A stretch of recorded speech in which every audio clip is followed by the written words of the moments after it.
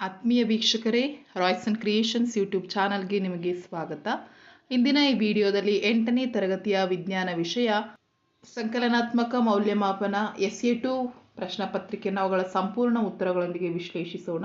So ಈಗ already ನಾನು ಒಂದು ಮಾಡೆಲ್ ಕ್ವಶನ್ ಪೇಪರನ್ನು ನಿಮ್ಮ ಜೊತೆ ಈಗ ಆಲ್ರೆಡಿ ಆನ್ಸರ್ಸನ್ನು ಹಾಕಿದ್ದೇನೆ. ಸೊ ಈ ಒಂದು ವಿಡಿಯೋದಲ್ಲಿ ಸಂಪೂರ್ಣ ಉತ್ತರಗಳೊಂದಿಗೆ ವಿಶ್ಲೇಷಣೆಯನ್ನು ಮಾಡೋಣ ಅಂತ ಹೇಳ್ತಾ ವಿಡಿಯೋನ ಪ್ರಾರಂಭಿಸ್ತಾ ಇದ್ದೀವಿ. ಯಾರೆಲ್ಲ ಮೊದಲ ಬಾರಿ ನಮ್ಮ ಚಾನಲ್ ನೋಡ್ತಾ ಇದ್ದೀರಾ ಸಬ್ಸ್ಕ್ರೈಬ್ ಮಾಡಿ ಹಾಗೂ ನಿಮ್ಮ ಫ್ರೆಂಡ್ಸಿಗೆ ಶೇರ್ ಮಾಡಿ. ಸೊ ಒಟ್ಟಾರೆ 50 ಅಂಕಗಳಿಗೆ ಎಕ್ಸಾಮ್ಸ್ ಇರುತ್ತೆ. ಸೊ ಆಲ್ರೆಡಿ ನಿಮಗೆ ಗೊತ್ತಿದೆ. ಸೊ ಡೈರೆಕ್ಟಾಗಿ ನಾವು ಫಸ್ಟ್ ಮೇನ್ಗೆ ಹೋಗೋಣ. 1ರಿಂದ 14ರವರೆಗಿನ ಪ್ರಶ್ನೆಗಳಿಗೆ ನೀಡಲಾಗಿರುವಂತಹ 4 ಆಯ್ಕೆಗಳಲ್ಲಿ ಸೂಕ್ತವಾದ ಉತ್ತರವನ್ನು ಕ್ರಮಾಕ್ಷರದೊಂದಿಗೆ ಆರಿಸಿ ಬರೆಯಿರಿ. ಫಸ್ಟ್ ಕ್ವಶನ್, ಇದು ಅಪಾಯಕ್ಕೊಳಗಾಗದ ಎಲ್ಲ ಪ್ರಾಣಿಗಳ ಮತ್ತು ಸಸ್ಯಗಳ ದಾಖಲೆಯನ್ನು ಒಳಗೊಂಡಿರುವ ಗ್ರಂಥವಾಗಿದೆ ಅಂತ ಹೇಳಿ ಕೇಳಿದ್ದಾರೆ ಮಕ್ಕಳು.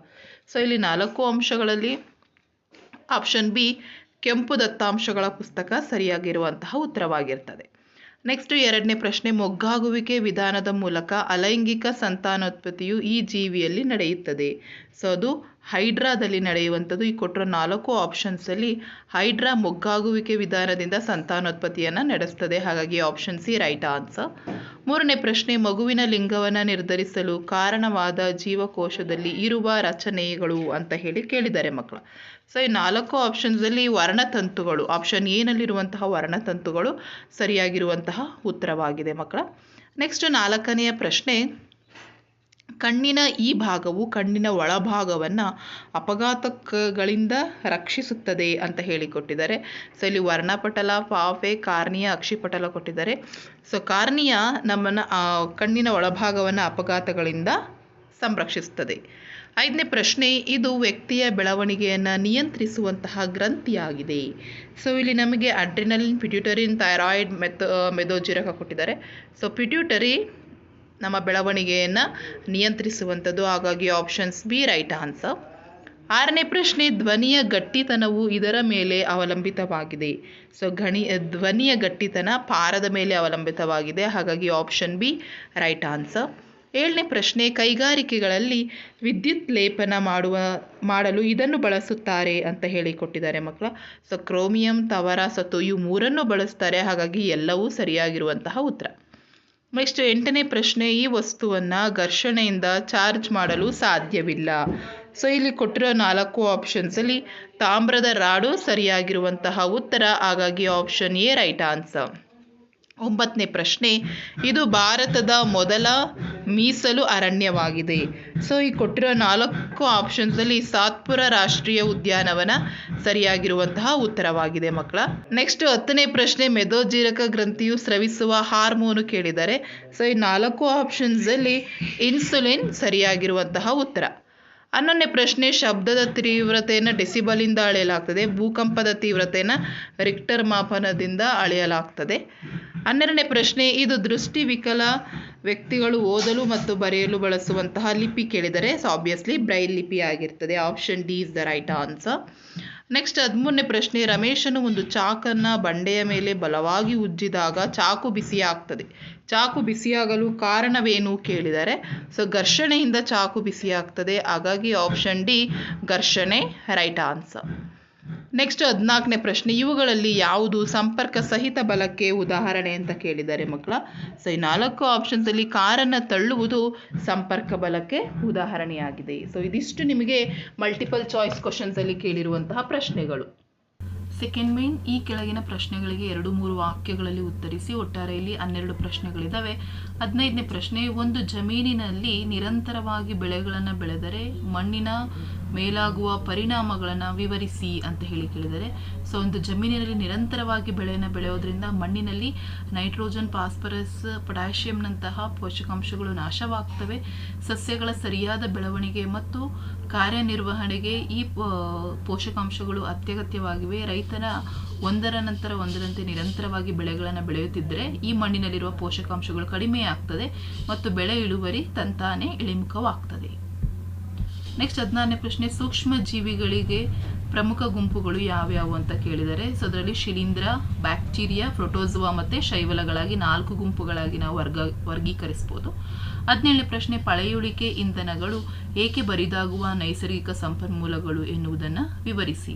ಸೊ ಯಾಕೆ ಅಂತ ಕೇಳಿದರೆ ಸತ್ಯಜೀವಿಗಳು ಈ ಇಂಧನಗಳಾಗಿ ಪರಿವರ್ತನೆಗೊಳ್ಳಲು ಅನೇಕ ಮಿಲಿಯನ್ ವರ್ಷಗಳೇ ಬೇಕಾಗ್ತದೆ. ಇನ್ನೊಂದೆಡೆಯಲ್ಲಿ ನಮಗೆ ತಿಳಿದಿರುವಂತೆ ಇವುಗಳ ಸಂಗ್ರಹ ಇನ್ನೂ ಕೆಲವು 100 ವರ್ಷಗಳಲ್ಲಿ ಮುಗಿದು ಹೋಗ್ತದೆ. ಸೊ ಇವುಗಳ ಸೃಷ್ಟಿಯಾಗಲು ಹೆಚ್ಚಿನ ಒತ್ತಡ ಮತ್ತು ಉಷ್ಣತೆಗಳ ಅಗತ್ಯವಿದ್ದು ಇವುಗಳನ್ನು ನಾವು ಕೃತಕವಾಗಿ ತಯಾರಿಸಲು ಸಾಧ್ಯವಿಲ್ಲ. ಆದ್ದರಿಂದ ಪಳೆಯುಳಿಕೆ ಇಂಧನಗಳು ಬರಿದಾಗುವ ನೈಸರ್ಗಿಕ ಸಂಪನ್ಮೂಲಗಳು ಅಂತ ಕರೆಯಲಾಗ್ತದೆ. ನೆಕ್ಸ್ಟ್ ನಾವು 18ನೇ ಪ್ರಶ್ನೆಗೆ ಹೋಗೋಣ. ಕಾರ್ಬನ್ ಡೈಆಕ್ಸೈಡ್ ಬೆಂಕಿಯನ್ನು ಹೇಗೆ ನಿಯಂತ್ರಿಸುತ್ತದೆ ವಿವರಿಸಿ ಅಂತ ಕೇಳಿದ್ದಾರೆ. ಸೊ ಕಾರ್ಬನ್ ಡೈಆಕ್ಸೈಡ್ ಆಕ್ಸಿಜನ್ಗಿಂತ ಭಾರವಾಗಿದ್ದು ಬೆಂಕಿಯನ್ನು ಹೊದಿಕೆಯಂತೆ ಮುಚ್ಚುತ್ತದೆ. ಇಂಧನ ಹಾಗೂ ಆಕ್ಸಿಜನ್ಗಳ ಸಂಪರ್ಕ ಕಡಿತವಾಗುವುದರಿಂದ ಬೆಂಕಿಯು ಹತೋಟಿಗೆ ಬರುತ್ತದೆ. ಸಿಲಿಂಡರ್ನಿಂದ ಬಿಡುಗಡೆಯಾದಂತಹ ಕಾರ್ಬನ್ ಡೈಆಕ್ಸೈಡ್ ಗಾತ್ರದಲ್ಲಿ ಬಹಳಷ್ಟು ಇರ್ತದೆ ಮತ್ತು ತಂಪಾಗ್ತದೆ. ಇದು ಬೆಂಕಿಯ ಸುತ್ತ ಹೊದಿಕೆಯಂತ ಆಗುವುದಲ್ಲದೆ ಇಂಧನ ಉಷ್ಣತೆಯನ್ನು ಕಡಿಮೆ ಮಾಡುತ್ತದೆ. ಆದ್ದರಿಂದ ಇದು ಒಂದು ಅತ್ಯುತ್ತಮ ಅಗ್ನಿಶಾಮಕವಾಗಿದೆ. ನೆಕ್ಸ್ಟ್ 19ನೇ ಪ್ರಶ್ನೆ. ಶಬ್ದ ಮಾಲಿನ್ಯಕ್ಕೆ ಕಾರಣವಾಗುವ ನಿಮ್ಮ ಸುತ್ತಮುತ್ತಲಿನ ಆಕಾರಗಳನ್ನು ಪಟ್ಟಿ ಮಾಡಿ ಅಂತ ಕೇಳಿದ್ದಾರೆ ಮಕ್ಕಳ. ಸೊ ಯಾವೆಲ್ಲ ಆಕಾರಗಳು ಅಂತ ಹೇಳಿದರೆ, ಒಂದು ಹೆಚ್ಚಿನ ಘೋಷದಿಂದ ಕಾರ್ಯನಿರ್ವಹಿಸುತ್ತಿರುವಂತಹ ಟಿವಿಗಳು ಹಾಗೂ ಟ್ರಾನ್ಸಿಸ್ಟರ್ಸ್ಗಳು. ನೆಕ್ಸ್ಟ್ ಧ್ವನಿ ವರ್ಧಕಗಳು ಮತ್ತು ಪಟಾಕಿ ಸಿಡಿಯುವುದನ್ನು ಒಳಗೊಂಡಂಥ ಸ್ಫೋಟಕಗಳು, ವಾಹನಗಳ ಹಾರನ್ಗಳ ಶಬ್ದಗಳು, ಮಿಕ್ಸಿ ಕುಕ್ಕರ್ ಮುಂತಾದ ಗೃಹೋಪಯೋಗಿ ಉಪಕರಣಗಳ ಶಬ್ದಗಳು. ಸೊ ಇವೆಲ್ಲ ನಮ್ಮ ಸುತ್ತಮುತ್ತಲಿನ ಗದ್ದಲವನ್ನುಂಟು ಮಾಡುವಂತಹ ಮಾಲಿನ್ಯ ಉಂಟು ಮಾಡುವಂತಹ ಆಕಾರಗಳು. ನೆಕ್ಸ್ಟ್ ಆಂತರಿಕ ನಿಷೇಚನ ಮತ್ತು ಬಾಹ್ಯ ನಿಷೇಚನಗಳಿಗೆ ನಡುವಿನ ವ್ಯತ್ಯಾಸ ಕೇಳಿದ್ದಾರೆ.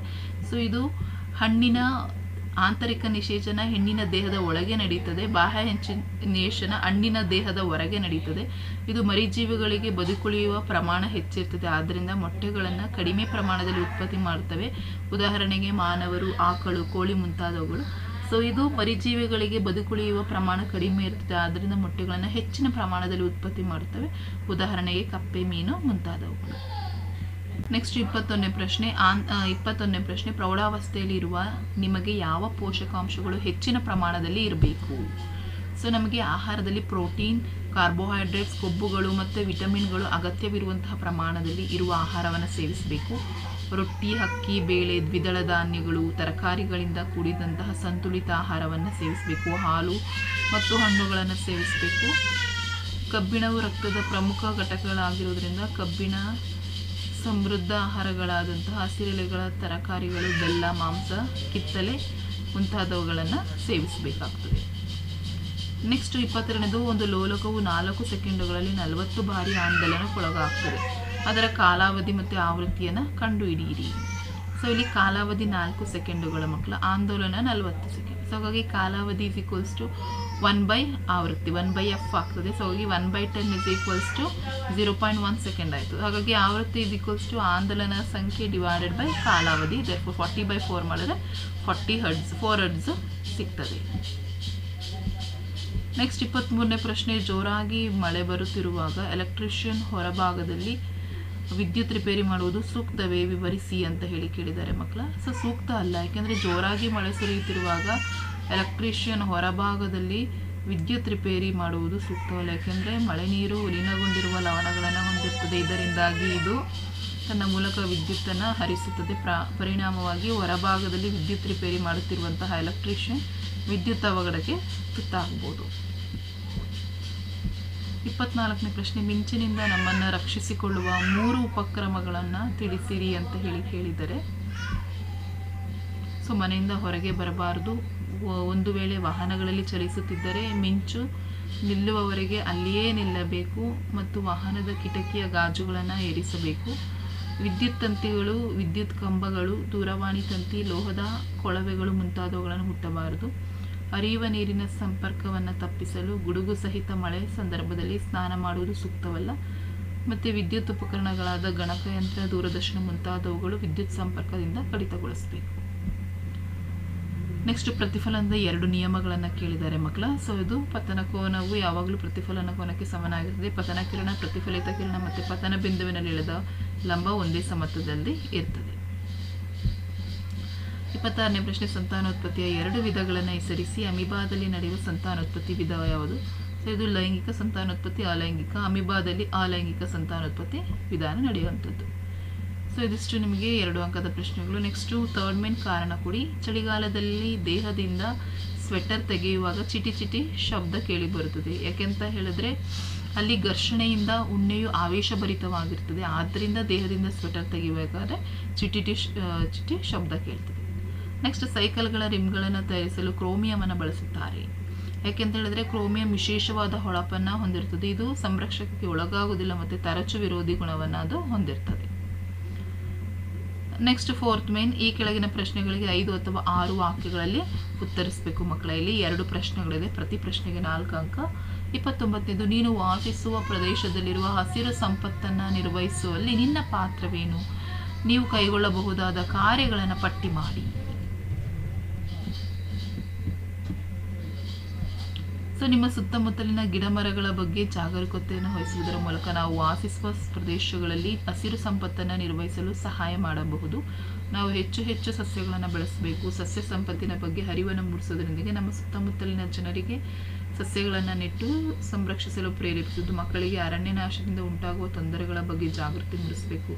ತಮ್ಮ ಸುತ್ತಮುತ್ತ ಗಿಡಗಳಿಗೆ ನೀರು ಹಾಕಲು ಪ್ರತಿದಿನ ಕೆಲವು ಸಮಯವನ್ನು ಮೀಸಲಿಡಬೇಕು. ಸೊ ಇವೆಲ್ಲ ರೀತಿ ಮಾಡುವುದರಿಂದ ನಾವು ಏನು ಮಾಡ್ಬೋದು, ಹಸಿರು ಗಿಡಗಳನ್ನು ನಾವು ಸಂರಕ್ಷಿಸಬಹುದು. ಮಾನವನ ಕಣ್ಣಿನ ಚಿತ್ರ ಬರೆದು ಭಾಗಗಳನ್ನು ಗುರುತಿಸಲಿಕ್ಕೆ ಕೇಳಿದ್ದಾರೆ ಮಕ್ಕಳ.